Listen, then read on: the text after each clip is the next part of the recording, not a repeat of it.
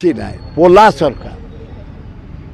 ସରକାର ବାହାପିଆ ସରକାର ପବ୍ଲିସି ସରକାର ମୋହନ ମାଝୀ ନରେନ୍ଦ୍ର ମୋଦି କ'ଣ ନରେନ୍ଦ୍ର ମୋଦି କଲେ?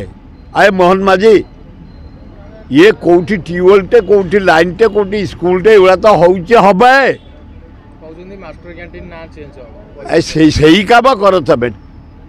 ଏ କେଉଁଠି ଠିକ ମାନେ କଣା ଅଛି ମୁଜ ଖାଲି ଏଇଆ କର। ନୂଆ କାମ କାହିଁ କି ଯୋଜନା ଆମେ ଡିମାଣ୍ଡ କରିଛୁ। ବର୍ଷା ହେଇଗଲା ଛତିଶଗଡ଼ ମହାନଦୀରେ ବନ୍ଧ ପକାଇ ପାଣି ରଖିଲା।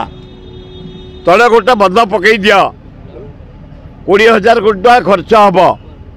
ଓଡ଼ିଶା ଯାକ ଲୋକ ଜଳସେଚନ କରିବେ ପିଇବେ ଶିଳ୍ପ ଚାଲିବ। କୁଆଡ଼େ ଗଲା?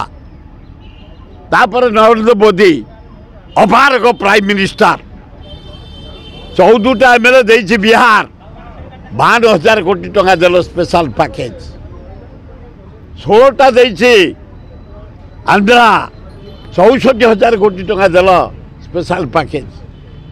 ଓଡ଼ିଶା ଦେଇଛି 20ଟା MP କାହିଁ 14ଟା MP ବିହାରକୁ ଦେଇଦେଲ 16ଟା MP ଦେଇଦେଲ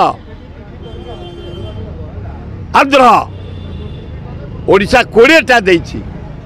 ଆମେ କହିଲୁ କିଛି ନ ଦିଅ ଟଙ୍କା 20,000 କୋଟି ଦେଇଦିଅ ମହାନଦୀ ତଳେ ଗୋଟେ ବନ୍ଧ ପଡ଼ିବ ଓଡ଼ିଶା ଜନସାଧାରଣଙ୍କର ଭାଗ୍ୟ ପରିବର୍ତ୍ତନ ହେଇଯିବ।